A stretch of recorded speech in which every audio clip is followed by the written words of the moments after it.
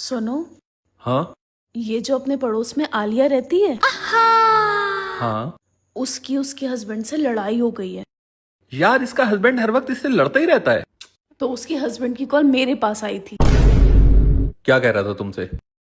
कह रहा था, भाभी जी मुझे तो लव लेटर लिखना नहीं आता है, तो क्या आप मेरी तरफ से मेरी बीवी को एक लव लेटर लिख देंगी जिससे उसका गुस्सा ठंडा हो जाए और वो मान जाए। फिर तुमने क्या कहा? मैंने तो जल्दबाजी में हाँ कर दी, पर तुम्हें तो पता है मुझे लव लेटर कहाँ लिखने आते हैं। पर मैंने सुना है तुम इन चीजों में बहुत माहिर हो। तो क्या तुम आलिया को एक लव लेटर लिख दोगे?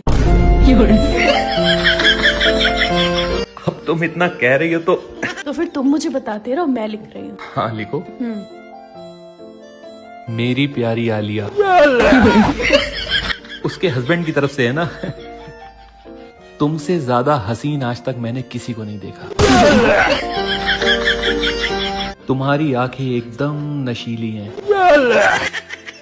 और जब तुम नहा के छत पर अपने बाल सुखाने आती हो और अपने बाल तौलिया से झटकती हो तो वक्त मानो थम सा जाता है।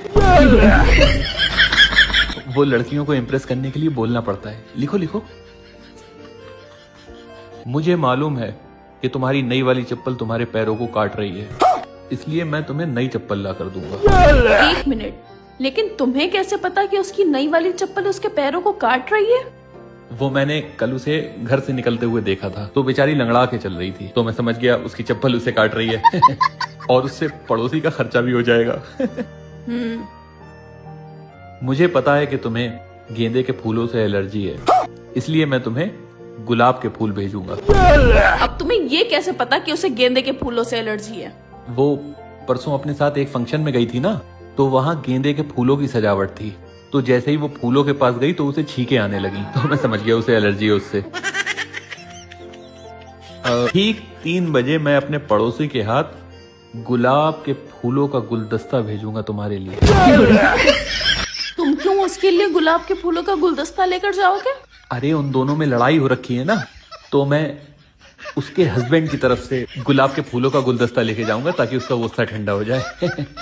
एक बात कान खोल कर सुन लो, कहीं तुम उसका गुस्सा ठंडा करते करते मेरा ना बढ़ा देना। नहीं नहीं नहीं, भरोसा रखो मुझ पर।